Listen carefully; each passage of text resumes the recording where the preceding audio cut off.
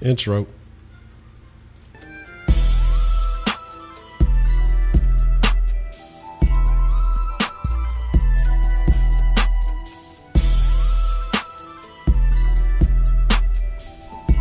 Smoke weed every day. What's the motherfucking deal to all my friends in the den? And if this is your first time coming in, welcome to the Kush Den. The Kush Den is a 420 friendly conversation and community. And if you don't partake in 420, hey, we invite you to partake in the conversation because ultimately that's what it's all about. But, we only done the last month or so. It's been sober action. Not quite a month yet, Last few weeks. This will be closing out week number 4. Because I think this week will be week number 4. But tonight we're going to talk about some interesting things, man. We're going to talk about a very interesting topic, in my opinion, and a lot of stuff that's going on today.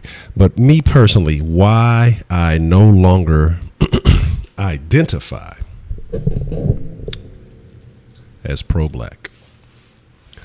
So, what's the motherfucking deal, Rigo? I gave you power, unbeaten sports, 335.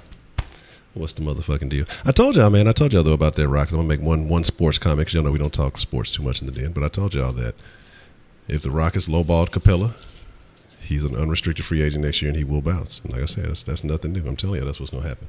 I mean, that's obvious. We're going to talk about why I no longer identify as pro-black. Capella didn't go anywhere. He's just thinking about taking a 1-year offer and then being a free agent next year. Broderick, what's the motherfucking deal? Good to see you. Good to see you. And so, again, very, very interesting topic in my own opinion because we live in this day and age of everything. Identity politics. And this is not quite the same thing, but it is about your identity, who you are as a person, or my identity, who I am as a person. And so, like I said, I'm going to talk about a few reasons why I no longer label myself that way. I guess we can just kind of start anywhere. It doesn't necessarily even matter. But first, let's get sparked up again. We still puffing these Black and Miles. It is what it is for now.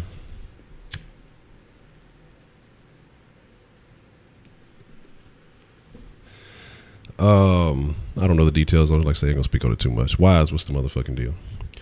I'll tell you why I don't identify as pro-black. And we're going to talk about some other little black issues that I find peculiar. And we're just going to talk about some things. Again, the conversation here is we're all friends in the den, no matter what our different opinions may be, no matter how we may feel about different topics. All thoughts, all voices are welcome. We're going to keep it kosher, though, as far as, we don't insult each other. We already know. I mean, y'all already know how it goes.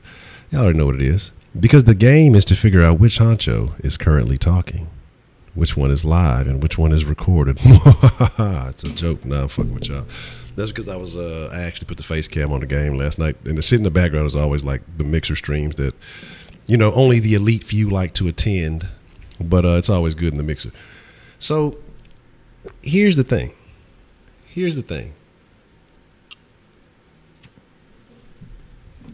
At one point in my life, really, and that's not necessarily that long ago, a few years back,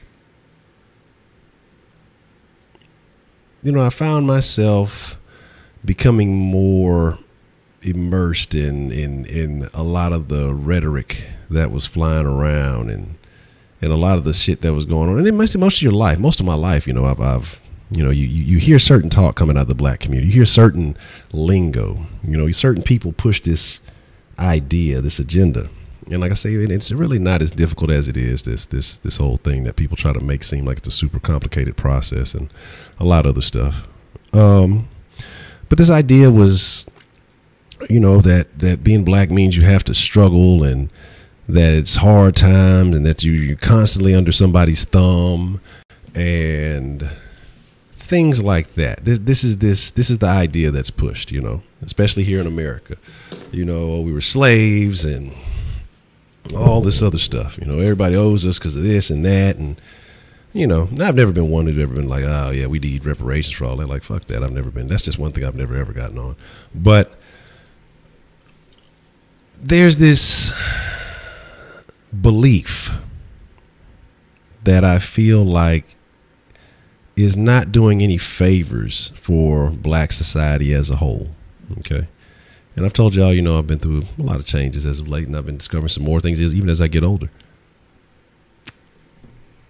But this belief, like I say, was pro-black. Everything, I'm black, I'm blacker than black. All that type of shit going on. Some people call it the Hotep shit or whatever the fuck it is. Like I say, a lot of different things. I used to listen to, the Tariq Nasheeds and the, who was the other one? Umar. What was the other guy's name? Was it like Valentine, I think? It's a bunch of them. It's plenty of them. It's a lot of people who speak on these black issues, who perpetuate these thoughts. And what I find is, especially being black, we like to pick and choose certain things, and we're going to get into that too. Like no miles, water and miles. I mean, no yak, just water, miles and water. That's the new remix. But part of that thing is, again, like I say, the oppression. We can't make it. It's a struggle. It's a this. It's a that. It's a third. And I signed up for that belief. I believed in it. I was like, yeah, man, I can't do this because of, it's because I'm black, and it's because of, this, that, and the third is happening, and these reasons that I started believing that bullshit. Like I say, that this quote unquote pro-black community believes. Okay.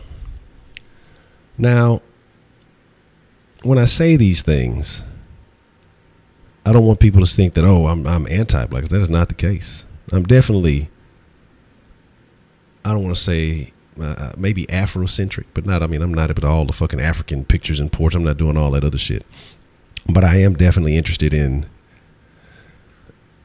black history, my culture, even though I said there's no real culture. Like there's in mass, there's no real black culture, but black leaders who've actually done things, who not just push a bunch of bullshit and capitalize off of it, because that's what you get with a lot of these people now, this pro-black community. And that was the first thing that kind of disgusted me about it, because I'm like, all right, these people are supposed to be so smart. They're supposed to be leaders of the people in the culture, but why don't they ever have a solution? Why is it always only talking about the problem?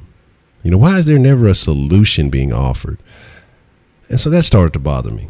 I'm like, okay. I started listening. These motherfuckers talk, but it's never any solution. It's, look what the white people are doing to us today, and look what they did here, and look what they did. Okay, so if this shit has been going on for years and years and decades, like you say, why isn't there ever a solution? Why isn't there ever an answer? Then, you start kind of looking behind the scenes at these people and what they're really all about. You start seeing some inconsistency in their message that they push. Okay, whatever. And then me, myself, I started thinking, I don't like to be, I'm not a victim. I feel like if I start buying into this, that somebody's better than me, or this is this white supremacy or whatever you call it, I can't find it in myself to say anybody's better than me. White, black, pink, purple, orange, gray, or green. I'm going to talk about that, Rigo. I'm going to talk about that because that's a very peculiar thing too. Because I didn't get all the way into it, but I believe it was a black chick that climbed the fucking Statue of Liberty. And again, we're going to talk about some things and why this stuff is inconsistent with the black community. And we push this message, and this message infiltrates your mind and makes you think there's nothing you can do, and you blame and you point fingers all in the wrong directions. I'm like, all right, well, as I started to kind of look, and like I say, started to kind of fall back from it, I'm like, it's not making no sense. These motherfuckers are really just profiting off of fear and hate, and they're pushing this bullshit. But like I say, again, never see an answer. There's never an answer. You position yourself as a leader, but you don't have any answers. And so I said, okay, I think I'm going to fall back from that. Then I started looking at things, and like I say, even more so now, when I started looking at the history that they don't tell you about. And you see there was a solid number of people, again, who arose from actual slavery to become well off. Not all of them millionaires, but there were a couple who became millionaires. that were actual slaves, black women nonetheless. And, you know, they're the ones who holler about we're the most oppressed group. But yet you motherfuckers are out there cheering for Cardi B, who don't even identify as black, but y'all calling her queen and all this other stuff. And y'all trying to put her as the forefront when there were real motherfuckers who, like Madam C.J. Walker, Biddy Mason, again, who sued for her freedom in California. But like I say, they don't, because it's good to make excuses, man. Exactly. Nobody can stop you but you. Hey, Dr. Rabbit, I appreciate you calling in earlier. Thank you for calling in on the sauce line. You too wise. But again, like I say, it's easier to push a message. It's easier to point fingers and complain. Oh, it's their fault. It's their fault. Well, what's your fucking fault when you don't take action? As I say, man, I start changing my mind state. It's like, hey, you can't blame white people, because how did these other black people, again, from slavery, actual slaves, into going to working for in the fields, making a few cents a day, to be fortunate, maybe make $1 a day, somehow find a way to become millionaires, which today would probably be closer to a billionaire or something. You know, who knows? Counting for inflation and all these other things. Why could they do it, but yet everybody on the left and everybody who associates with the left tells you, oh, no, you can't. And I'm not saying that all liberals are bad, but I think they push an idea of weakness and submissiveness. You know, it's not your fault that you're in the position you're in. It's the Republicans, so you don't even listen to what they have to say to you, because they don't. But you keep giving us these programs. Again, when you start looking at history, you start looking at when civil rights was active, then that shit got broke up because, hey, let's go over here and start saying, hey, black woman, you got a man in your house? Oh, you don't? You're saying, well, hey, here, take this check. You don't even need a man. Government daddy got you. And so the thing is, like I say, it bothered me, because if you lived in the hood, you ever came up around a lot of black, they'll tell you, oh yeah, it's because of this, it's because of this. It's never, hey, it's our own fucking fault. Let's stop doing this shit. Let's stop pushing forth like the frivolousness. We push forth this message of, hey, let's blow everything we got because we're only living for the moment because of this. Man, money talk, bullshit walks 1,000 miles, dog. How, again, then I started wondering, how do these immigrants come from everywhere else, come to America, build communities, and they succeed, but their communities don't have these same problems that our communities have? You know, they say, and they still do, and I see it all the time, because like I say, I try to give people advice, and boy, I see it. And these are people, like I say, with good jobs who make good money. And I'm just like, it's the cult. Well, like I say, I don't call it a culture, but we're going to use culture for lack of a better word, that has permeated their minds. And it's easier to make an excuse when something wrong happens because it's your own fault, and say it's because I'm black, or it's because this. I don't believe in that shit, dog. I don't believe in that. You know, my mom always told me, you know, you're going to have to work twice as hard just to get half as much. And I believe that in some cases that may be true. But what that does, that makes you better. That makes you willing to work harder. That instills that mentality in your mind to go above and beyond. And people see that. They appreciate that. And I don't care who it is. Everybody recognizes good work. Everybody recognizes hard work. So my thing is, yeah, exactly. And like I say, yes, you must train the mind, man. Exactly, bro. And that's what I'm saying. But yet they sit here talking about, oh, it's because there's no father. But the same people who made it literally a benefit to not have fathers in the homes are the ones telling you that, oh, well, you're suffering because, you know, there's no dads in the homes. There's no this and that. And again, that's why I say, man, when people, all these people who are rooting for Hillary, shit, Hillary put more niggas in jail than fucking anybody. So like, and then conveniently she apologizes when it's time for her to run. Conveniently, Bill, we shouldn't have done that. That was bad. I don't give a fuck about that. And like I say, look at, man, it's the people who are, they're fucking giving you some crumbs and putting it in your face. You can't see it because I have my hand like they're giving you crumbs and then reaching around and fucking stabbing you in the goddamn back. But all you're seeing is the little crumbs. You think they're helping you out, when in reality they're the ones fucking holding you down. But again, so like I say, we are our own biggest hindrance, because what do we elevate? We elevate youthful ignorance. We elevate frivolous spending. And like I say, I do these things myself. So I smoke weed. That's not the best habit to have. We promote extreme drug use, clubs and drugs. And I mean, and like I say, hey, but again, I believe in you being able to do whatever the fuck you want, but being as long as you're responsible for what you do. Hey, I like to smoke more than I like to drink, more than I like to do any other things. I like to relax.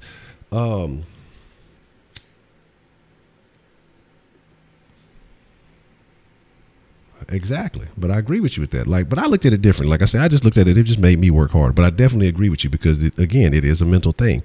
Because when you approach a situation already believing something is a certain way, then that's how you're going to act about it. So I have these conversations with my old lady and other people sometimes, and it's just like, talk to people that I know personally have just shitty fucking attitude. They're just shitty attitude having people. And say you're a black person with a shitty attitude and you go into a store, you're acting an ass or you're doing something dumb as fuck. And then a person calls you out and they kind of, you know, they get with you on your shit and you starts an argument or some type of situation. The first thing is, oh, well you're racist. It's not racist because you're a fucking ignorant asshole. Like, it is because, like I said, I tell y'all all the time how it'd be places I go and I can remember time coming out of the store, man, the dude racist, he don't like black people. He just kicked me out the store and he was just talking something. And I go in and the motherfucker, hey, what's going on? And like he's excited to see me. And I'm doing nothing different, nothing special. It's the way you carry yourself. And the reason, like I say, I started looking at something when I was going through some things in my life. And like I say, I was doing some little different types of work. I went and set up a network for this restaurant. And it's primarily a little conservative crowd. And at this time, like I said, I kind of didn't understand. So I was like, I still kind of thought, they're kind of racist. You know, they're whatever. That's why they are the way they are. You know, like I say, I didn't really just look into the details of it. But again, like I said, I never really carried myself like an asshole. I've always been a believer in respect. And maybe that's why I get treated differently. Because I put respect first. And I look at myself as a man, then a black person. Because I feel like no man is more than I am. When you start saying, well, I'm a black man, and you have all these negative associations that you believe go with being black, you set yourself below the bar. When I say I look at myself as a man first, we're on an even playing field. I'm a man, you're a man, and all that other shit. You know, like you're whatever it may be. If you're a woman, hey, that's a woman. And if you carry yourself like that first, that's how you will get treated. Because like I say, so I'd go to this place and I was putting in work. And it was like something just wasn't right. It was some incompatibility issues. So it actually turned out being a little bit bigger job than it was. So I was there for a little while. And then, like I say, some people, they were at the bar and they were just kind of talking. And like I say, all conservative crowd. And they saw how diligent I was working. And man, I had job offers. Again, very well-to-do white people. Don't know me from nothing, but see my work ethic. I had an opportunity. If it wasn't because I was still dealing with some legal issues, I'd have jumped on it, never looked back. I had offers to go to Brazil, to work in South America. You know what I mean? Just different shit, but I couldn't go because of my legal situation. Those opportunities, again, that legal situation, whose fault? My fault. You know, if I wasn't doing that, I couldn't do it. Like when we sit here and blame, oh, you know, they treating us a certain way because, you know, they harass us. No, man, because you look like a drug dealer. And I'm not knocking anybody's self up, man. Get your money, get your hustle, be smart about your shit, but it's not an end game. Like that's why I say I see things kind of differently than some people. Like I'm not a person who say, oh, don't ever do that and don't ever do it. I did it, so I can't be a hypocrite. But I always looked at it. I knew it's not a life that you're going to live forever. If you in a bad way, do what you got to do. If you got to feed your family, do what the fuck you got to do. You got to maintain your household, do what the fuck you got to do. I changed from that mindset because I made a promise to somebody. Because trust me, it's been some situations where I've been like, man, you know. But because I made a promise to someone, and I'm going to stick to my word, and I feel like some of these things are starting to come to fruition, especially now since I made some of these other sacrifices. But man, it's about your perspective. And if you apply a certain perspective to yourself, you're going to react to everything that way, and that's just going to happen to you. You know what I'm saying? That's what's going to happen. You gotta fucking realize that what you believe inside. I should have beat myself up. What you believe inside of here is what you're gonna portray out there.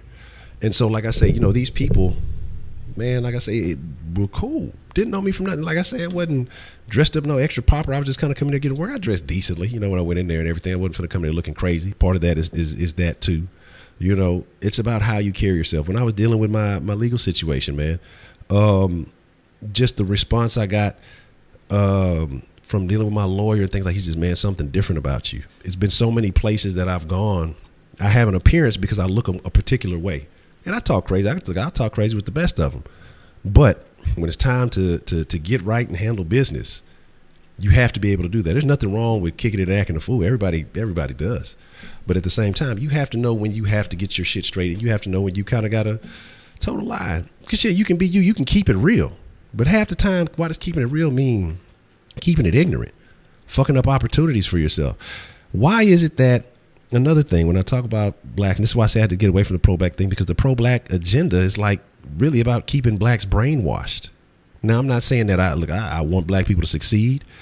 I won't sit here and say that I shop black business first, because I like quality for myself first. Now, if you're offering a quality product or a quality service that's equal to, then I'm all with it. I'll lean towards a black business first. But what you get with a lot of fucking already Houston B, I appreciate it. You know what I'm saying? Nobody helps someone else. Yeah, okay. But I agree with it. But like I say, I just the way I feel about it, like I say, because people say, oh, well, you did it. I say, I didn't know better at the time. I know better now, and I try to share that message. I'd sit here, like I say, I tell it in here. I'll be like, hey, man, don't, I tell y'all these stories, and I tell a lot of people, especially I know it's a younger crowd that comes through, because I don't want y'all to do the same stupid shit I did. You know what I'm saying? Especially I had so many opportunities that, like I told you, I used to be in gifted and talented education, and I had other opportunities that I didn't take advantage of. Why? Because I felt like I was missing out on the black experience. All the, there wasn't no black kids in my class. That didn't benefit me at all. I was special. I should have took that shit and ran with it. You know what I'm saying? We'd have met up if we needed to meet up. If not, oh well. But I didn't think like that because, again, I bought into all that other bullshit. When again, we can say we push to the forefront everything with the black woman. It's sex. We push to the forefront, again, guns, violence. Why is all the black movies always drug dealing? Why is it always coming up from dealing dope? Why is it always some gangster shit? Why are there never any good black? Well, hey, we sit here and get mad. Well, white Hollywood and this, that, they don't ever make. Why would they? We're not going to go watch it. We're not going to believe in it. And it's not going to do anything for us. And for some reason, like I say, it takes us, having to see it on TV or something. Because like I say, when A Different World was on, when The Cosby Show was on, that's when they say that college rates were higher. When they did actually have good black directors, like we say with Martin, with Living Single, things like that, they were positive shows, and that's cool. But that's not what we want. We didn't want people getting along, being friends. What's the highest selling shit, or the shit now? Empire, scandalous black shit. What is that show? Scandal. Fucking the fucking scandalous shit. We gravitate towards this bullshit, that we wonder why this type of shit infects our lives, because we make it seem like it's okay to do that. We justify this shit. And so, like I say, man, I had to start thinking, like, how can I believe, life should be this one way, but yet I'm steadily embracing this other type of lifestyle? It's incompatible. You know what I'm saying? Exactly. That's the thing.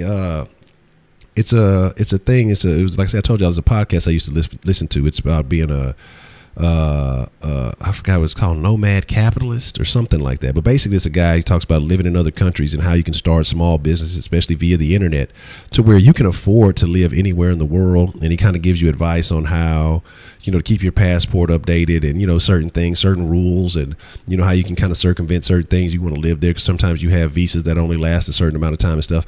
But his saying was, go where you're treated best. And I used to listen to that shit. I'm like, man, that's so fucking legit. Because we sit here and complain about America. Where else can you go that you're going to have more opportunity and a better situation than America? You know what I'm saying? Exactly. And then, like I say, and it's been funny because when I was on a lot of that, I'm only going to shop black, this, and this. When you go deal with a lot of black business, they almost expect you to have to shop with them. Like, again, that sense of entitlement. Like, I remember there was a little daiquiri spot I used to go to, and they had good daiquiris, nothing wrong with it. But I'd analyze the service I get. It was shitty fucking service. Had like they were just nonchalant, like it was like, yo, you just expected to do business here. But again, the customers coming in with any kind of way, so I'm not surprised the fucking employees are any kind of way. But what I noticed, and I was my old lady at the time, what I noticed one day, it was a white chick at the window, and she was a little ghetto white chick too, but her customer service was so much better than any of the other times I had been there. It just, she was polite. Thank you. This, that, and this. You could tell she was ghetto because she was back there cackling with the rest of the little chicken heads. But when she came to the window, she presented herself differently, and it was completely noticeable. And that's, like I say, little things like that you notice. We have piss poor customer service. We allow, it's like, and I hate to say this because, like I say, there's great black people out there. Like I say, the same way I say there's different levels of women. Like you say, you got women, you have ladies, you have hoes, you have bitches.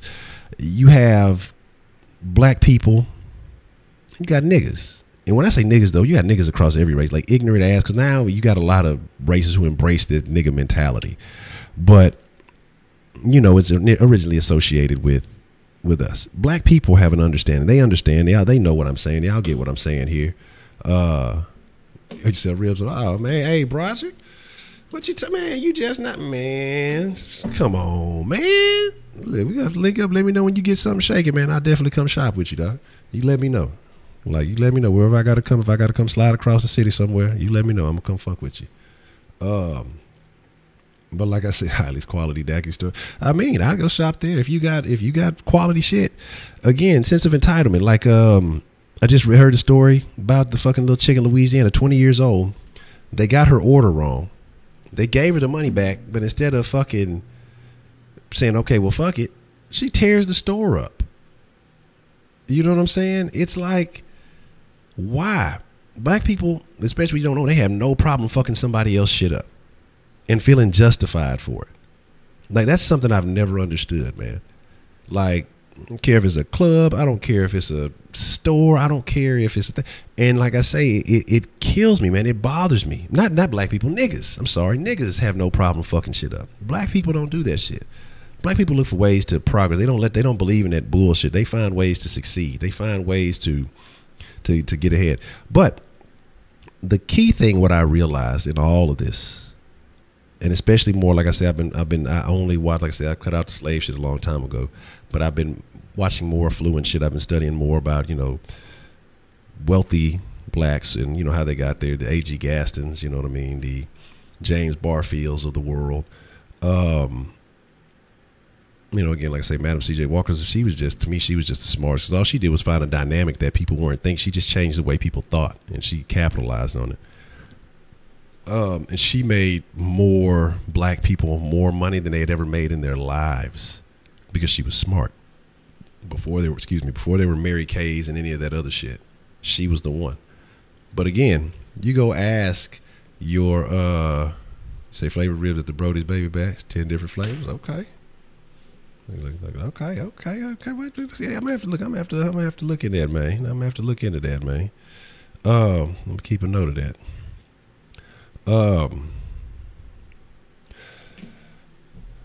You say, why the bros always trying to get this? Man, exactly. Things that they would never go into a business of any other race and ask for. Just, it's always convenient when you black to, oh man, you know, hook a nigga up, man, man, you're not my pot. I done been bamboozled by niggas more than anybody else. You know what I'm saying? Because they find a way to get you in that comfort zone. They love, oh, because you black and I black, you know, blah blah blah. And they lure you into that comfort zone. Man, I don't see white people. I don't see Mexicans do that.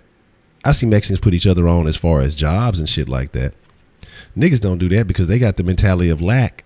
Oh, I ain't gonna put that nigga on. He gonna get my job taken. Or he gonna work harder than me. I ain't gonna be, you know, like it kills me, dog. Like, I don't owe you shit, my nigga. Like, the only thing we fucking got in common is skin color or, you know, whatever.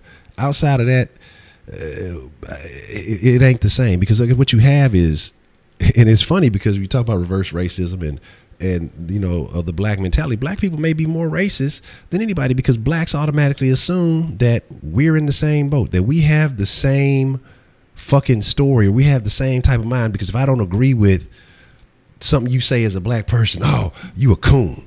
Oh, you a Uncle Tom. Oh, you this. Why? Because I have my own independent line of thinking, because I didn't automatically assume that because, you know, this, that, and the third, that, oh, it was racist. Oh, man, I look at things. Sometimes people are ignorant. Like, we expect as black people, everybody to know our story. Hey, we didn't even learn the shit in school because they wasn't really teaching it. So what the fuck makes you think that white people or backseat everybody else gonna go out of their way to learn about some shit that we all were victim of the same situation? It just wasn't taught because it was a lot of shit you don't know. But then when you learn some shit, oh, well, they know about our history. A lot of them don't, because it don't affect them. They may be ignorant to it. They may not relate to it because it's not their history. Like, I don't relate to Irish history. I really don't care what happened in England that much. Like, I don't really give a damn about none of that shit. I don't relate to it. I could go research it. Yes, definitely, get a better understanding, because there were, situations that did have an effect here in America that may have an effect on me now. But then the same token, you ask them some shit like that, they got no answer. No, fuck that. And it's just like, man, like I say, you got to look at yourself and you got to look at other people too. Man, go play Michael Jordan 3 times the shit for the shit, man.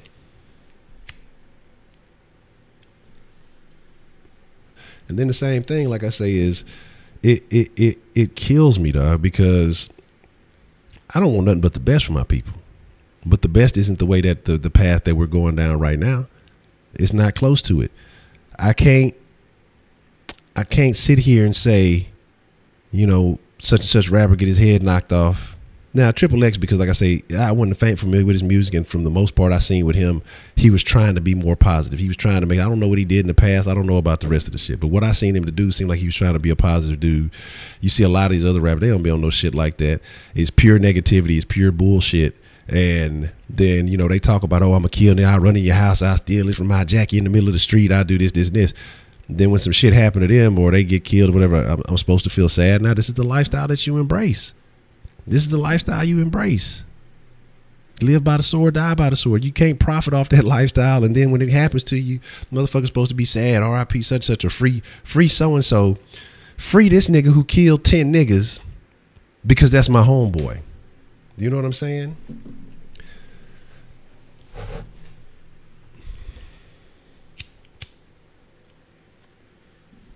The BBC took you in.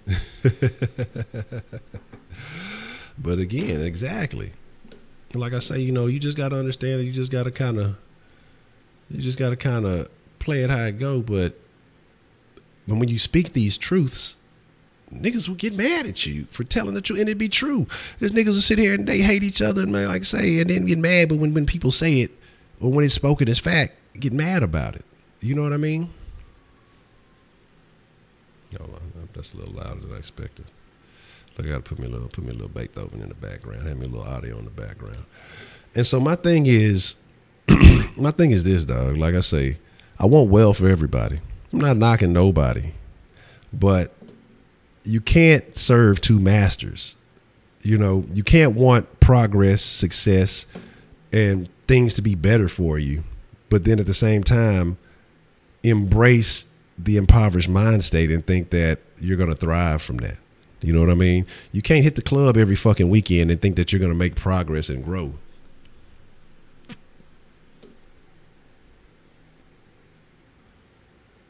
You said sad moonlight going down. What is that? I don't know what you're talking about. I haven't seen, I don't know what you're talking about that. You say, oh, buddy, publicly cursed God. Well, yeah, I mean, yeah.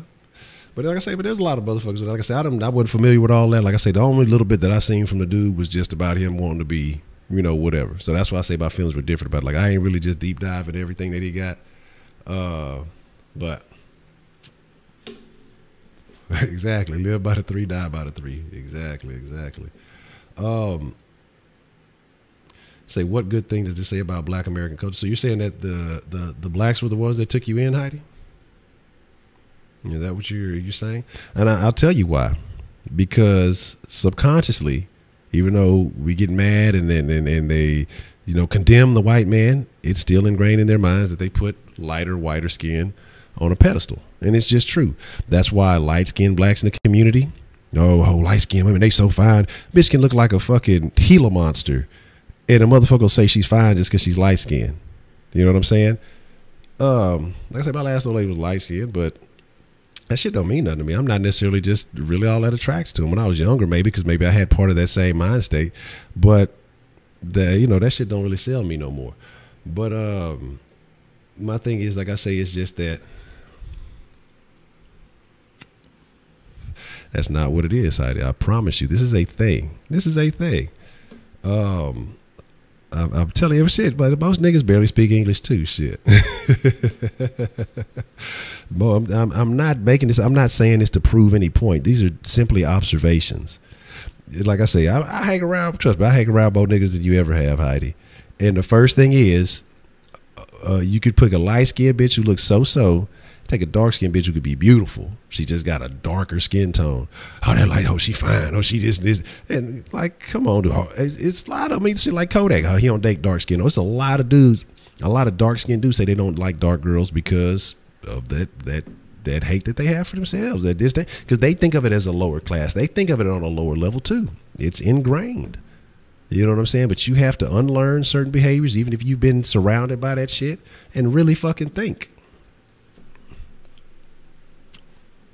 They took you in because they feel like you're of an elevated status and you're embracing them. So of course they would embrace you. I'm serious. Exactly, man. I'm serious. Like, these are not jokes. I'm not, like saying again, not saying this to do anything.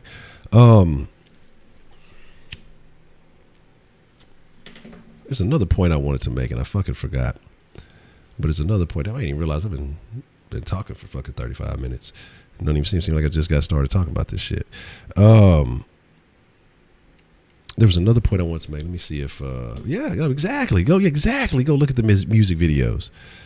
Now you're starting to see rap videos. No, you'll see other females put dark skinned dancers in their shit, but for the most part, motherfuckers be like, hell nah. Is that why you take me in? No, absolutely not. Trust me, that gets you no brownie points in my book. Now, if you were much darker, then you may gain favor. You know what I'm saying? But you'd have to be dark with natural hair and not cake yourself up in makeup for me to put you on any kind of semblance of a pedestal to really just catch my interest. Like, oh damn, that bitch. Other than that, you're a lady just like everybody else. You know what I mean? No, but I don't have that perception of people. Again, like I say, I see myself as a man first. Race has nothing to do with it. I see people on an even playing field. A lot of people see that skin tone first before they see anything else in a person. That's not how I look at it. Let me see if I can go back through here and see if there's something that can rekindle this thought that I was having.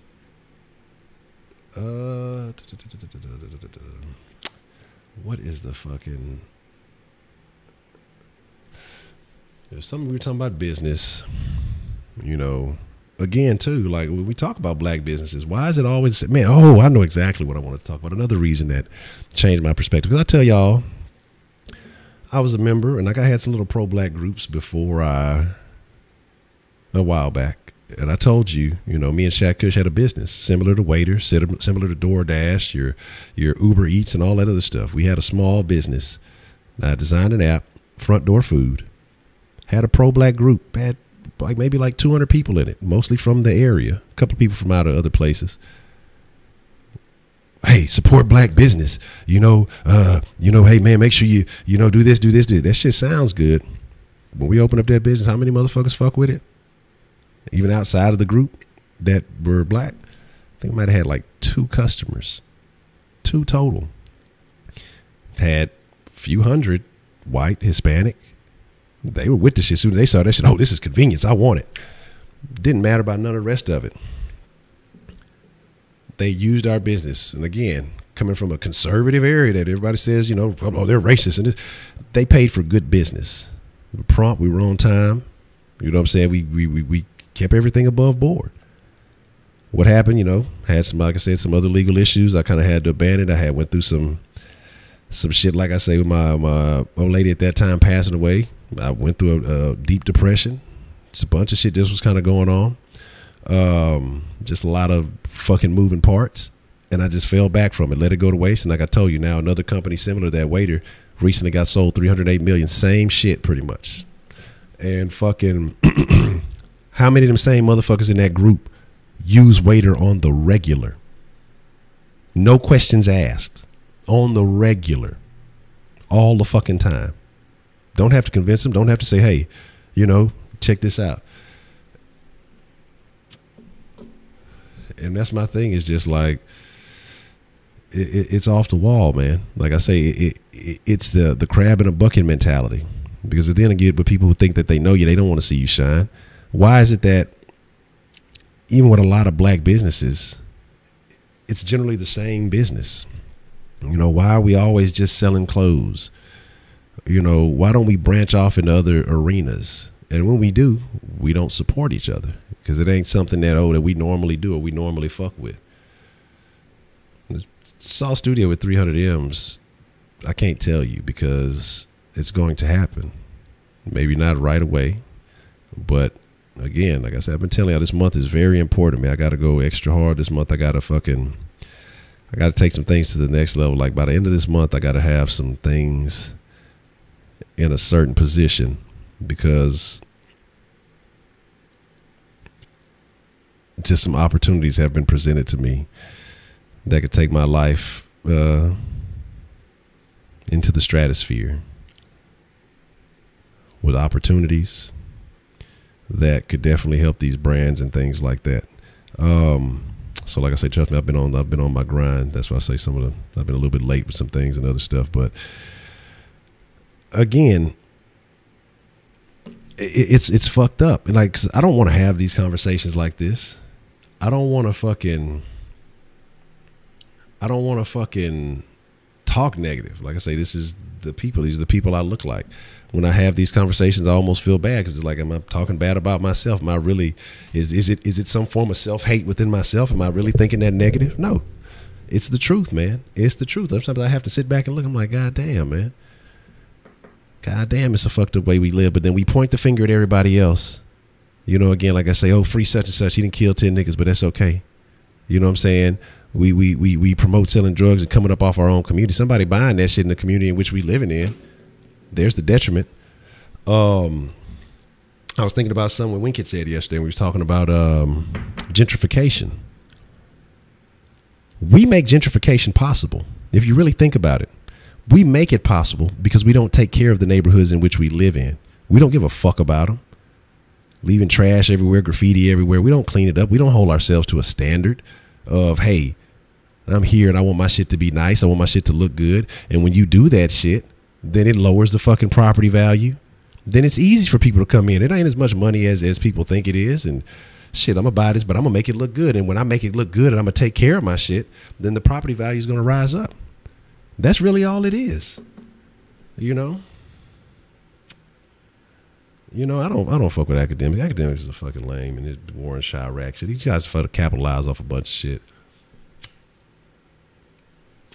But again, what you have though is a lot of people know this, and a lot of these quote unquote pro-blacks know this.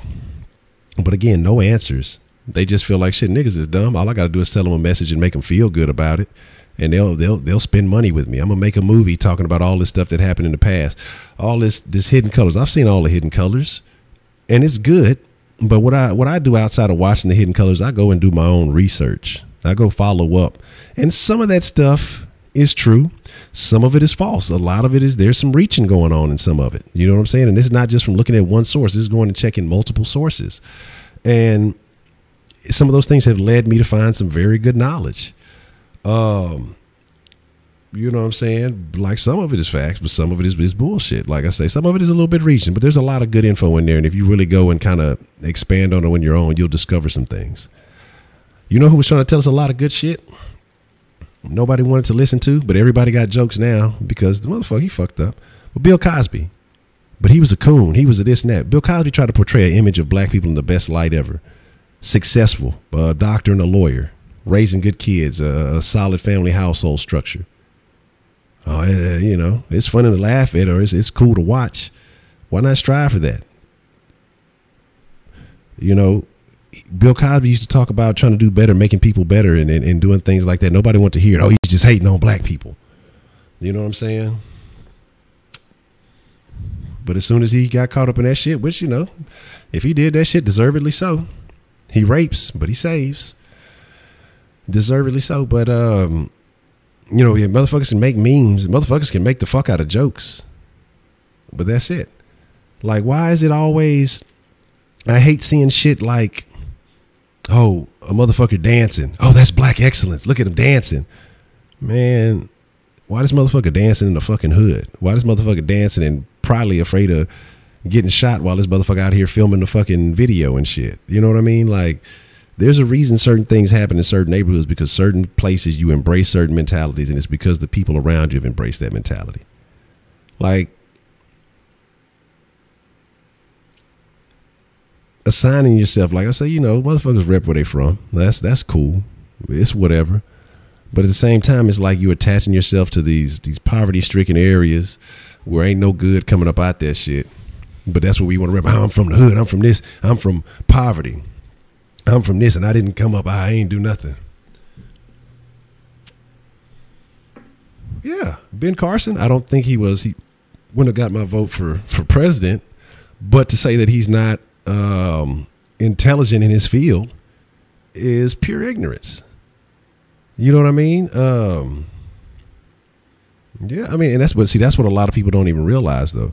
You got a lot of these same black people who run and use Malcolm X quotes by any means necessary, and they didn't even know what Malcolm X really stood for, especially because he started talking about I want to say Elijah Muhammad, because he started noticing the thing. Malcolm X was pointing out the wrongs in our leaders and in this community and all that stuff. He was pointing out Elijah Muhammad had teens and young bitches. He was fucking these hoes and doing all this other shit, and he ain't want that message to get out there. But fucking Malcolm X was pointed out. You know what I'm saying? Again, that's what needs to happen. Where there's fallacies, where there's flaws, it needs to be pointed out. Like I say, my thing with Tariq, where I really stopped fucking with the hidden color shit, because he's talking about black this, black that, black this, black that. It's funded by Jewish people. You didn't get black money to make that shit. It's a lot of Jewish names in the credits. My thing is, you shot by pistol. Yeah, exactly. Anything that sounds too much like right is cooning. You know. Now, do I believe that segregation may have hurt black people in the long run? Yeah, to an extent. Because at first it forced you to spend money within your community, because the others didn't want your money. They wasn't going to take it. And you started to see the rise of certain black communities doing well. Your Black Wall Streets and all that other stuff. Black Wall Street was doing so well, they bombed it, blew it up. But it's always people referring to that one example when there's a lot of places that were successful, that are successful, that are doing well to this day, that have been for decades, primarily black, primarily well-to-do. There were black politicians in the 1890s, 1860s, 70s that were voted into office. But that's racism. It's when you start in, but right, I mean, that would be too easy to say it's racism, right? We don't have any power when we're talking about motherfuckers coming fresh off of slavery. Again, it's your job to change the narrative, not embrace the environment and sit here and say, oh, well, that's just what it is. That's just how we get in. It's off the wall. Exactly, Dr. That's what I'm saying, though. And we can name Scarfaces, and I'm not talking about the rapper, you know, but I'm talking about we can name every drug dealer that ever came up. We know all the dope movies. We know all this shit. But when you start naming, hey, name me some famous or name me some black people who've done well for themselves historically. You know what I mean? Oh, well, it ain't never happened. You know, white people been holding us down. Word. You know, it's some niggas that's made some close to some billions, right? And we ain't talking about not in entertainment. So we ain't talking about Russells and P. Diddy's and shit like that. We're talking about motherfuckers who have legitimate industries that made a lot of fucking money. You know what I'm saying?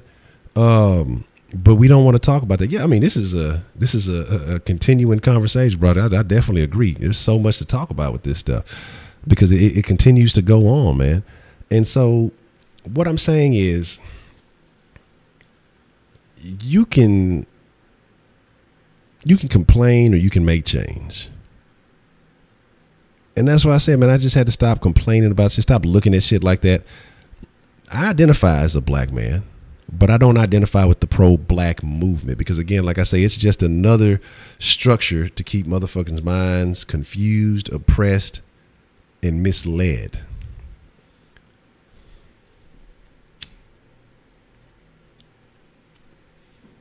Shit, I keep walking Scott in the sun, I'm going to be extra black.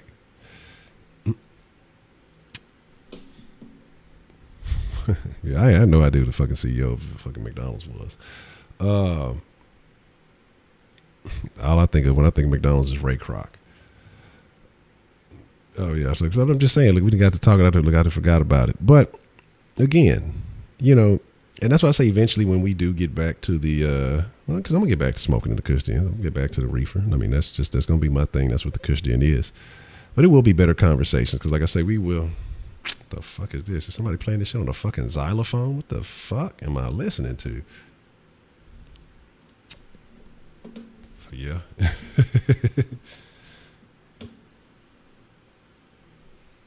But again, because like I say, my thing is like I have no problem. If you relax, you drink, you smoke, you do whatever. You know, probably shouldn't be doing crack or anything like that. I don't mind the mild shit.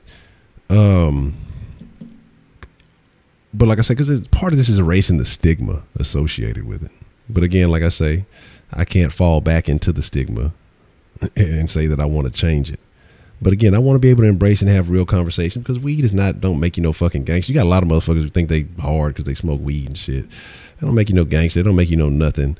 And, you know, they buy into these ideas. Because a lot of people smoke that are professional, that do very well for themselves and have a lot of other shit, you know. So that's my original thing. But I just say as black people, we need to start looking in different places because we complain about all this the shit and don't do anything about it. You know, oh, well, they didn't teach us this. They didn't want us to know. Google it, bitch. Like, we got fucking Google. And people don't ask the question. They don't read it. We have books. A thing that started me on this journey, man. And I'm going to tell y'all, because shit, it was damn near.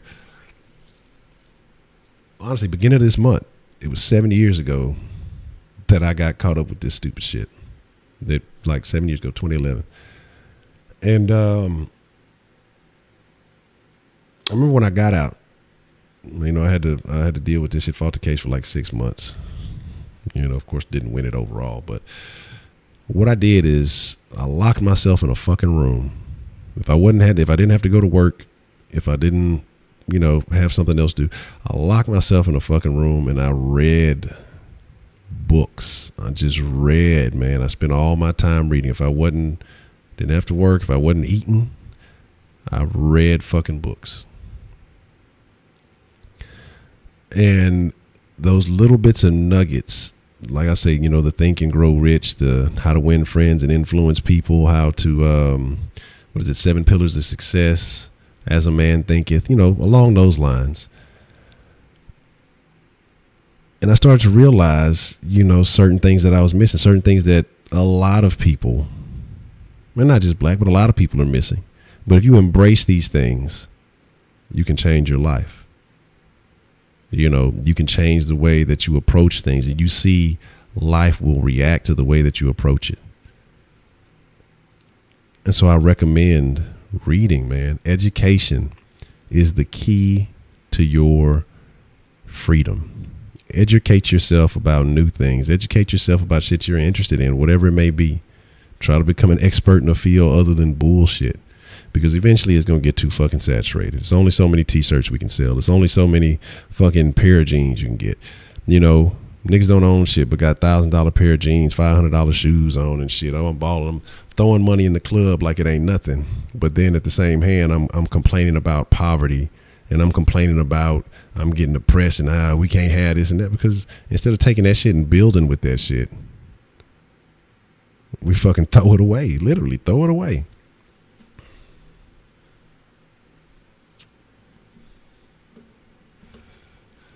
When I got out, I could have did exactly what I did to get there, because I didn't get caught. I got myself caught because I slipped. I could have went and did exactly what I was doing and had everything taken care of. It probably wouldn't have been nothing. But again, I was sitting in Harris County, man. And this is a thing that fucking changed the way I looked at a lot of shit. And let me pull up the real chat, because I might be missing some shit. Because I forgot the chat only shows the top chat. We say we really don't know knowledge. We don't say they don't want knowledge because they become exactly, man. Oh, Broderick, man, you on point with that shit. You on point with that shit, man. But here's the thing. I thought 70 now. Here's the thing. But I made a decision sitting in there, man, because it's some shit I'll never forget, man. And I actually I met a dude, and, you know, he was in there for some tickets or some shit, but he was just kind of telling me about some old shit he had got into, how he used to move some shit, and he got in and he got out, and he got him a nice spot, got him a business. And that's my thing. If you're going to do it with an end game. You need to fund yourself. Sometimes funding is hard to get. If you're willing to take that risk, do it not to show off for other people. Do it to build a legacy for your family, something you can pass down for your kids. It might have been dirty the way you got it, but do it because you have the right intentions. And so, you know, it was real cool. And like I say, he kind of gravitated towards me because my conversation was different. I wasn't talking like all the rest of these motherfuckers. You know what I'm saying? I wasn't acting like all the rest of these motherfuckers. But at the same time, like, it wasn't no whole shit. Trust me, it ain't no like, oh, he's on square. Nah, you ain't finna get punked like, cause you do got shit. Fuck no. But I was sitting here just kind of cool and minding my own business. Like I said, I keep my head on the swivel and I just kind of see what's going on with folks. Like I say, even when I'm at new places, like I say, I'm not really a super social person at first. I study people. You know what I'm saying? Like, and I watch their mannerisms and I see how they act, and that's easy for me to kind of pick out what type of people I fuck with and what kind of people I don't fuck with. That's just how I am. But there was some old dudes in there talking. And the dude, he was like, just hearing the shit that they were saying, and it was just so ignorant. I'm like, man, these dudes is dumb as fuck. These motherfuckers getting caught up for this stupid ass shit. They do it for this dumb ass shit. I'm listening to all of them. Then the reality hit me and said, hey, stupid ass, you sitting in this bitch with them. You in the same room with them. You waiting on the same fucking shit they are. So you ain't no better than none of these motherfuckers. They just older than you. And so kind of at that point, I told myself, man, when I leave this bitch, I'm coming out with a change of heart, a change of mentality, dog. Like, I got away from shit that I was good at, shit I enjoyed, and I started getting back into things. Like I said, I kind of started, you know, fooling more with PCs and shit again, and again getting into more books, and just like I said, there was a lot of other books too that I read. It's just not coming to mind right now. I had like a whole fucking list, and like I said, I would check off that list. Like I was knocking them out, bam, checking them off that list, and that's kind of led to the thing, you know. And the thing is just, it's about changing your mind, man. Wanting different. The knowledge is out there, but again, motherfuckers don't want to fucking do that. You know, I feel you on that, man. My regret with the SAT is that I'm upset that I waited to take the very last one that I could, because I had offers from other schools. Not that I regret going to U of H, but I limited my options because the coach was actually from SMU, who had been trying to recruit me for like all year. Then he ended up going to U of H, and he recruited me at U of H too. And he had another homeboy of mine he was recruiting, but he had actually committed to SMU before the coach changed over. But I had a bunch of phone calls, you know, that last day or so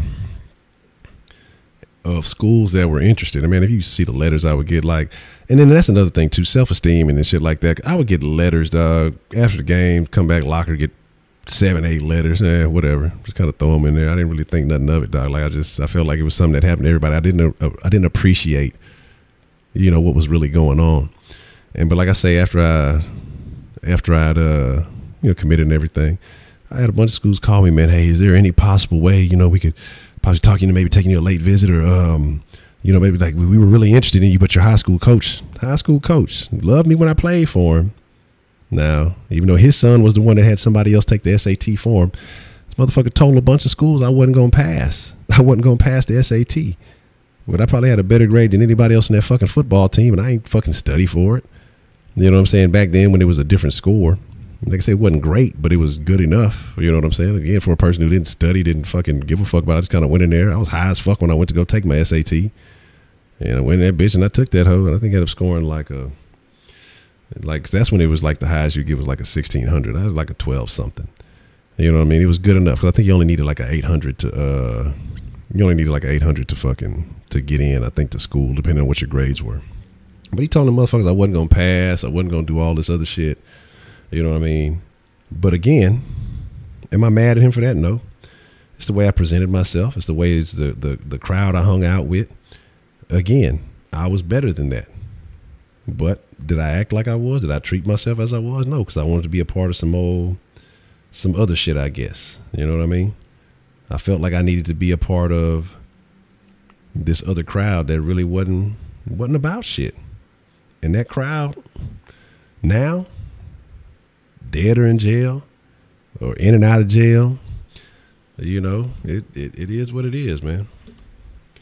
It is what it is. So, I mean, that's all I got. That's all I got right now. You know, again, this conversation has seemed to go by quite rapidly. It really has. Because I know just a few minutes ago I said I felt like I was talking for 35 minutes, and now it's been an hour. But I got some things I got to work on. I got to get back to work. I got to, again, like I said, I got to make something amazing happen by the end of this month so I can figure out what the future holds, man. I got to really figure this thing out. But I appreciate y'all for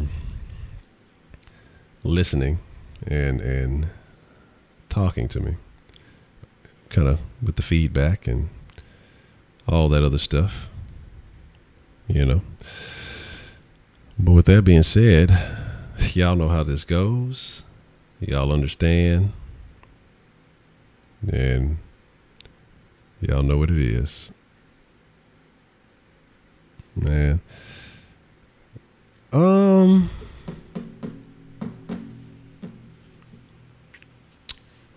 I might get on the mixer. I might get on the mixer. Actually, yeah, what I'm gonna do is probably set some of these things up because I gotta do a couple of uploads and things. So I may I'm gonna set some of those things up. I'll probably get on the mixer because while I say while that shit's uploading, ain't too much else I could do.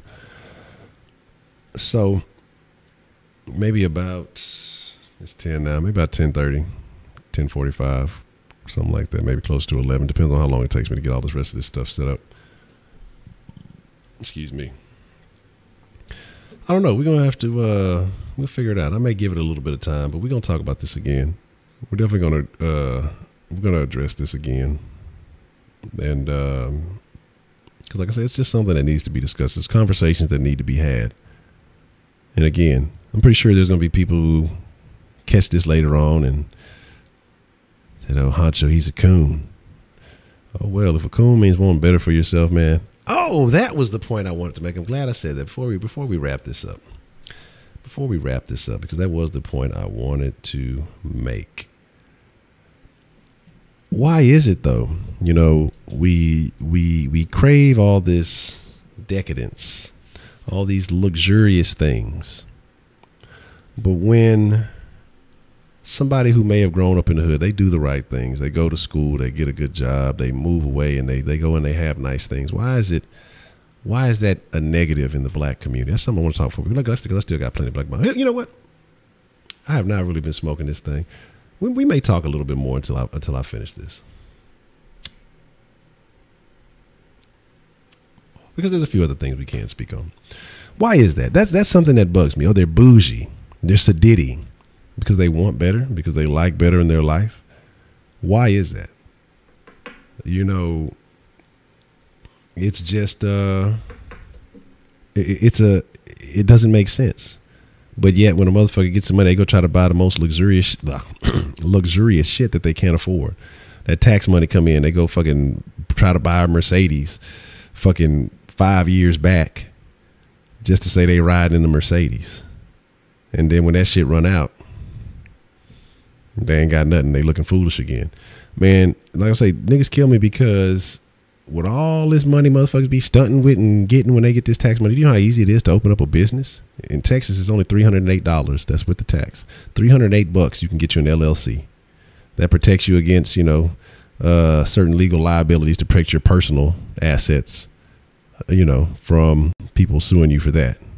But do they do that? Do they come up with a plan? Do niggas say no? They just think about the money. I'm gonna go shopping. I'm gonna spend $1,000 on this. I'm gonna go buy a purse that costs $1,500, but I ain't got $15 to put in it. You know what I mean?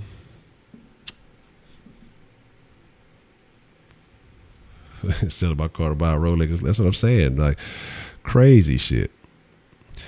But here's my thing. But it's not what culture is it? If my culture is I've got nice stuff and I can't find a nice house in this neighborhood because there's nothing but graffiti and crackheads running around. Or if I do have a nice home, I have to be afraid of when I go to work and I'm scheduled or whatever. Not me, of course, because I've made stupid decisions and, you know, it is what it is. But there'll be more opportunities in the future. Sometimes some of these things are a time thing. But motherfuckers going to run in my house and steal my shit. Let me tell you, man, when I first left school, I had an apartment at 19. When I first left U of H.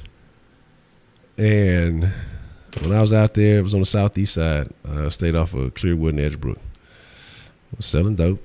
You know what I'm saying? I wasn't trapping hard, just, you know, paying bills stuff, like I say, because I hate fucking crackheads.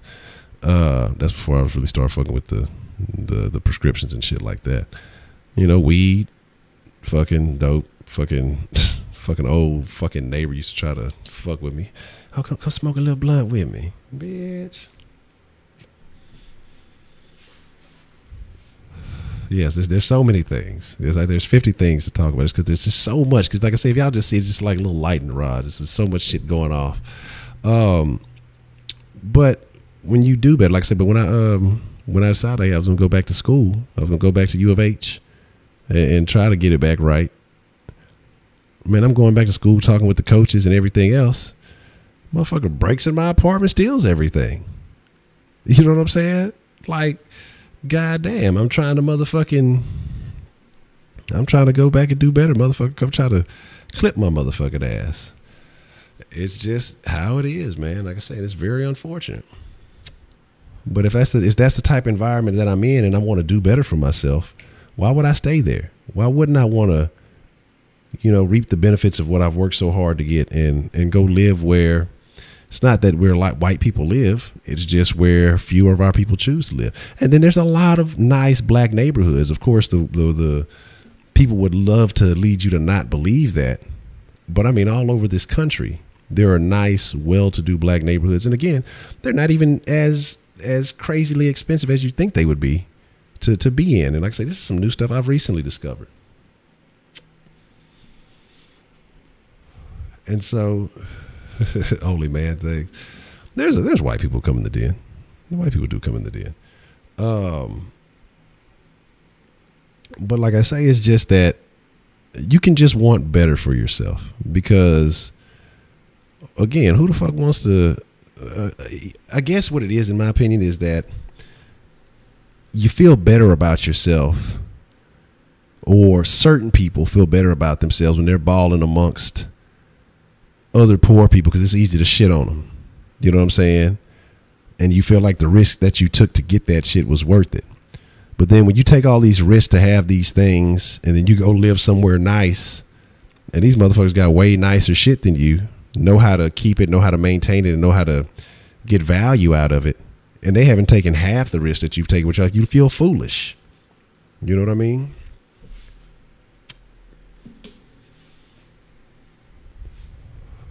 Clearwood and Edgebrook, shit. It was a very interesting place. Someone tried to attempt to sell me hand grenades when I first moved there. Wasn't falling for the okie doke. I wasn't with the shit, but it was like, shit, let me test that bitch out first, see if it worked. But that's the type of shit I'm talking about, dog. Like, crazy shit. But again, we embrace the shit. We love the shit, but we go to the club, motherfucker. Every fucking club you go to ends with a fucking shootout or some shit, or a high percentage of the shit.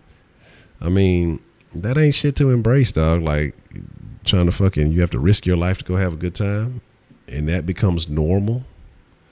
It's unfortunate. Now, of course, yeah, you can go to the movies and motherfuckers shoot up movies and they do all this other stuff, but it's more prevalent, more likely to happen when you fucking are hanging around a certain crowd, man.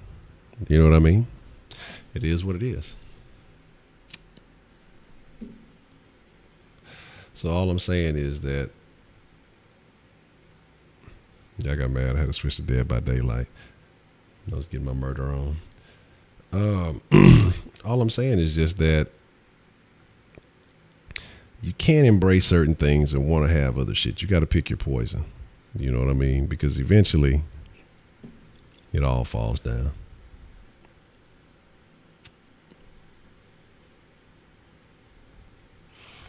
Man, the only reason I quit on Playground because that was ridiculousness. I was hitting them I was in the middle of the meter, pure green, wide open shots. The shit was just not falling. Playground wants you to fucking do a bunch of dunking and weird shit. I don't want to do that.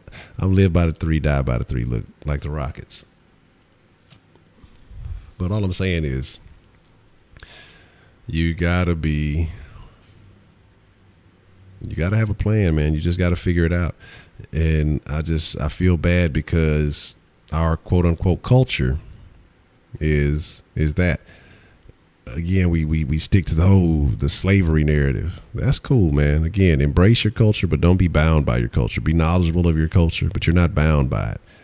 Ain't no motherfucking slaves today unless you do some off the wall shit and get caught up in the fucking system. And that's your own fucking fault if you choose to do that.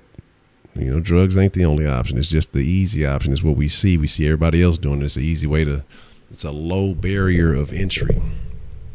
You know what I'm saying?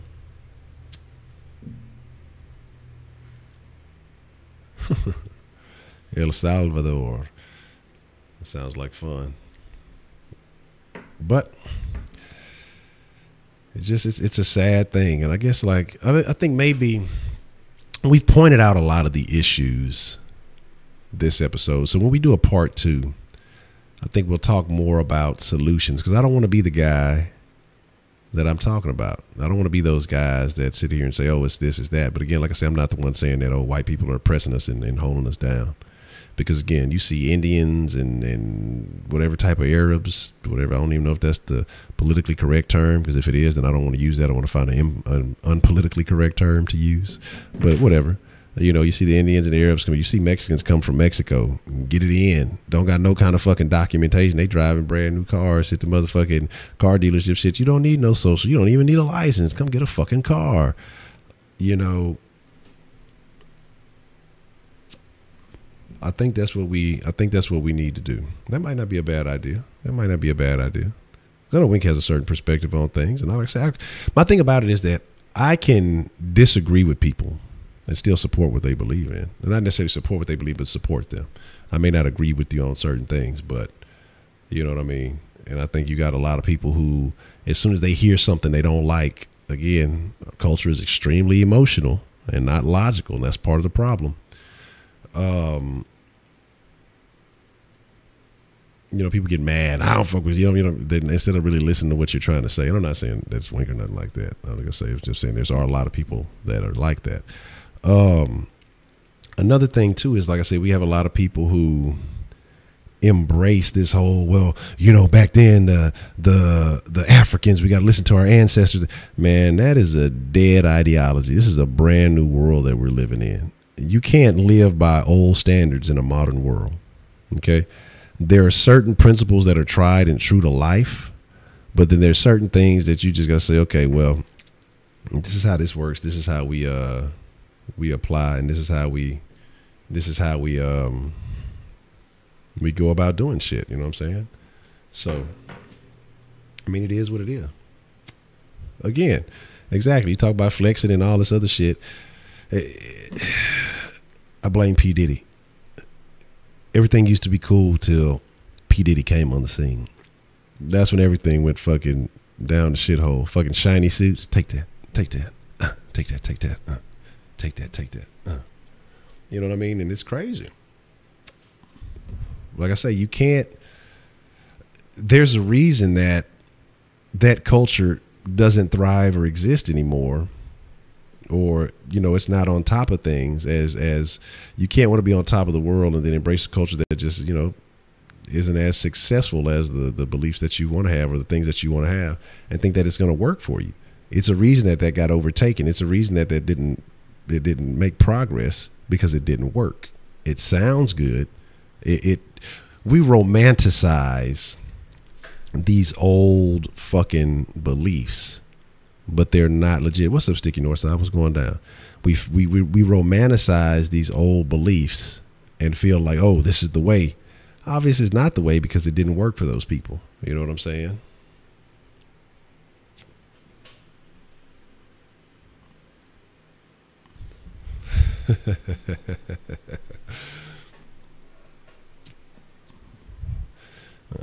Do estoy. What is esto? I am. Something like that. I don't know if Shaq Kush. Shaq Kush is virtual world dead to me. All right. Shaq Kush allowed my people to die.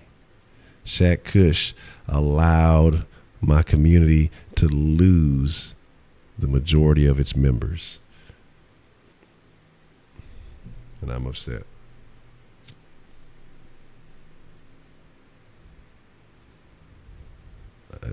Wow, you know what, Heidi? I just realized that too once you said that.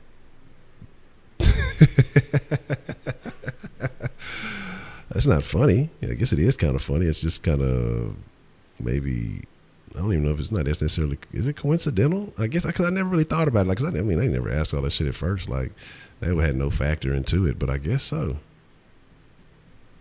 I guess so. That's fucking interesting.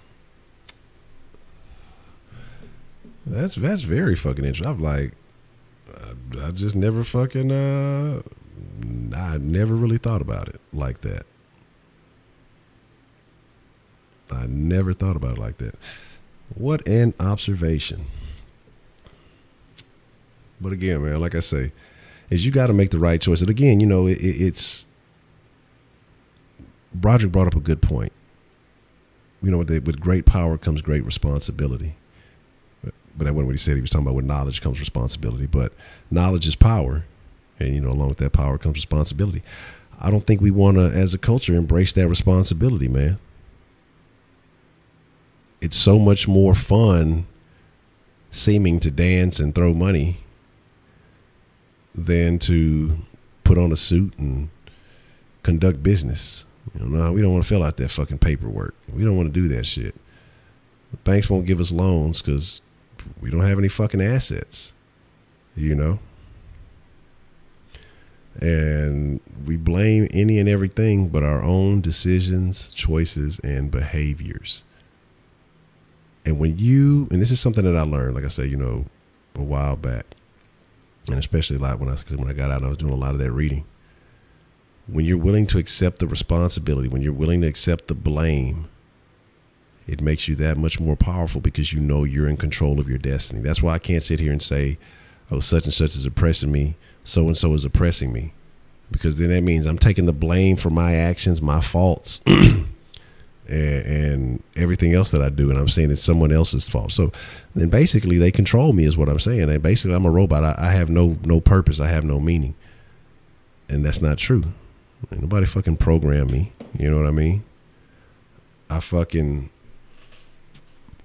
have the ability to make whatever decisions I want. If I want to upgrade my operating system, guess what? I can grab one of these fucking books and come Honcho 2.0, 3.0, 3.1, 3.152, whatever it may be. But that sounds too much like right. You know what I'm saying? Everything you want is there. The excuses are no longer relevant. I'm making new words and shit. So that's Honcho 3.15. You know what I'm saying? Makes new words. So that's just the new programming language. But the answer, the answers that you want are there, dog. And what I meant to refer to too is, like I said when I was talking about the thing getting out of county. I found a solution in a person that I never even looked at like that. And then once I kind of got that information, I started looking at this person and their life completely differently. But when I got out, again, I used the Googles. I was using AltaVista and InfoSeek, you know, throwback shit. I got on my Netscape Navigator and I got to searching through Angel Fire and GeoCities, or GeoCities, however you want to pronounce it. Looking at all the websites. This is stuff that's way before a lot of y'all's time. So y'all have no idea what I'm talking about, but it's making a bad joke. But I came across a video from Will Smith. And in that video, he talked about a book, and I actually have a copy over there, and I found an updated copy, and I'm glad I did it at Goodwill. And that's the thing, because books are fucking cheap. You go to a Goodwill, you'll find some fucking gems for fucking $1 or $2. Oh, that's awful. Loud farts. That's bad. Who was it? Was it Cushington? Cushington farts on stream. But he recommended a book called The Alchemist by Paulo Coelho. And I think that was the first book I read as I started on my journey of my book list and things like that. That was the Miami video that he was talking about. I don't even remember that. What it was I want to say it was a Tavis Smiley interview he did or something like that. But The Alchemist, and I put other people on that book. And matter of fact, I recommend it to a very good friend of mine, and that man has been on an amazing journey, and things are about to come full circle for him, and I'm so happy. I'm happy for that. And the funny thing about that is this guy's been a friend of mine for quite some time, and you know, he knows what I do, and he doesn't. He inspires me, he motivates me because I see what he does, and it just makes me want to go out and do some new things. Travis, what's the motherfucking deal? Yeah, Shaq Kush, that dude fell asleep, took a whole fucking nap on the stream, dog. Like just sitting on my porch, dog, just not even fucking. Anyway, but like I said, I have a copy right over there of the Alchemist, and I'm gonna read it again. I read it like twice, but I'm gonna read it again. Word, Grayson Allen and Trae Young got in a fight. What happened? Trae Young still out there airballing. But like I say, it's just that book is very, very insightful. And I suggest that everybody read, especially you guys that are in college, you guys that are in high school. I wish I'd have came across it then. So that is my Honcho's recommended reading. And here's what's going to happen. I want y'all to read that book. Again, The Alchemist by Paulo Coelho. And he actually wrote some other good books. I've read a few of his books. He's a good author. And I really don't even like fiction books, but I've read a couple of fiction books that he's wrote. Well, other books. So what you have to do is this. We're gonna have I thought about doing something like that, but we'd have to get the following up way larger before that happens. But we're gonna have maybe a book review, or we're gonna have a book club or something, and we're gonna talk about that. So for all you guys that are currently in college, it's summertime, you have no fucking excuses. Especially real family. You read a fucking book and quit bothering me with that bullshit. All that fucking shit you be watching is detrimental to your brain. It's deteriorating your mind. But I want you guys to read The Alchemist. And once a few of you have read the book, we're all gonna I'm gonna get on stream and we're gonna talk about it. We're gonna discuss a lot of things. Because like I say, it brings a different perspective on stuff. But that's what's up. You say you just got done seeing your Marine buddy. He's still in the service right now. But we're gonna talk about that, and we're gonna look at that. So we went from black stuff to books. But again, the reason why I talked about Will Smith and The Alchemist and all the other stuff is books, man. All the fucking knowledge you need is right there, and it's available for you. So there's no excuses. There's no justification for, well, I ain't know, they didn't teach us. Well, if you don't know, it's because you didn't want to know. If you don't know, it's because you chose not to want to seek the information. Because you can type anything into Google and find it out. Motherfuckers find out all the latest gossip and all this other shit about people's personal lives, but somehow, some way can't find out information that could benefit their fucking life. Because they don't seek it. They expect somebody else is just going to come in and give them the answers. The tool is in your fucking hand. Motherfuckers will look at people on Instagram, get jealous of what they're doing, instead of saying, well, how can I improve my lifestyle to have these things? By writing angry notes in the margins. That's what you do. Yeah, man. The thing is, yeah, everybody's on top of the latest meme or the latest trending topic. And I don't know. Like I say, I try to keep up with. I can't keep up with pop culture, like, because one, it's not interesting enough for me, and it's stupid. But because it's a conversation, and like I say, I stream a lot, so I try to be on top of certain things. But it gets annoying real fast. I'd rather come across things that can affect my life or benefit my life in a positive direction. But again, like, that sounds too much like right for some people, and well, we wouldn't want to be right, or we wouldn't want to resolve all these problems, because then who do we point the fingers at? Because sometimes you gotta, what do they say? Somebody told me they point like this. The reason they point like this is because when you point like this, you may be pointing at one person, but you point one finger at a person, but you got three fingers pointing back at you. And again, so when you're blaming at somebody else, you're pointing all your fingers over this such and such, such and such. Your hand is really doing more pointing towards you than you are to that. And if you kind of apply that and realize, hey, it's actually more me than that person. If this person's foul and did something bad to me, it's because I allowed that person to come into my life. If this person is whatever it is, because I allowed these things to happen.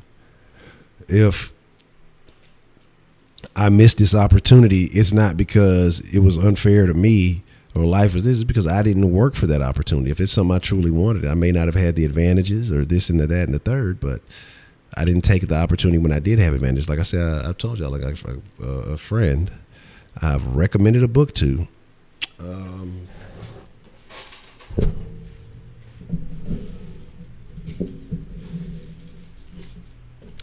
a matter of fact, I have a copy of the book somewhere. Actually, I have two copies. One copy is the original book, and then the other is kind of I think it's like what I guess you would call a sequel, where they expanded on the topic a bit more. But the book is The 1 Minute Manager. And to that friend, if you come across this video, yeah, I'm talking shit about you because I've told you to read this motherfucking shit so many times that if you haven't read it by now, I'm upset with you. And I'll be sending you a text tomorrow about it anyway. But again, answers to the problem that this person has are in that book. And as of the last update, which has been several weeks, they have not read the book. And again, short book, quick read, super simple. It's not like it's a challenging book or anything. But again, didn't go to parties, been partying, been watching TV, been doing all this other shit. Book, you could probably knock the book out in an hour, maybe 2 hours, depending on whatever it is. But would rather find time to do everything else in your life that is not beneficial, would rather be entertained than to get the brain trained. But hey, it is what it is. Every Friday in the Kush Den, we have book club. You know what? That might not be a bad idea. Maybe find a good read, and you can go to your local library. You can get your copy of the book. Maybe come up with a list of things to read. And we'll talk about them in the den. That could be because they're distracted. They want to be entertained by the little fucking entertainment box in their pocket, the big screen in front of them. They'd rather be told. People would rather be told what to do, so that way when they do the wrong thing, they can blame somebody else for it. It's not my fault. I didn't know. Because once you know, who can you blame? You can't blame anybody. So that might be a thing that we embrace. So I'm gonna think about it. We'll talk about it more so tomorrow. But again, like I said, I got some work I need to get to taken care of, and then we'll get in. We'll probably get in the mixer, and we'll go from there. But as always, with that being said, my friends in the den, I enjoy y'all for engaging and embracing this conversation with me. I enjoy all the input, the insight, and I hope that you guys got something from the conversation. All right, Dr. Rabbit, appreciate you following through. And Please escort us. All right, I'll be nice. I did kick y'all out last night. I'll alternate this evening. But like I say, man, I appreciate y'all taking the time, fucking with the den, my friends in the den. Until tomorrow, I'm going to ask you guys to kindly exit the den. Hey, Jason, what's the deal? Yeah, just gotta look at. We had a very interesting conversation, man. I think if you are interested, definitely check it out.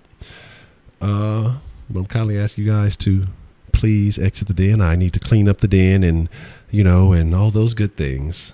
So, with that being said, adios, my friends. Until mañana. I'm out.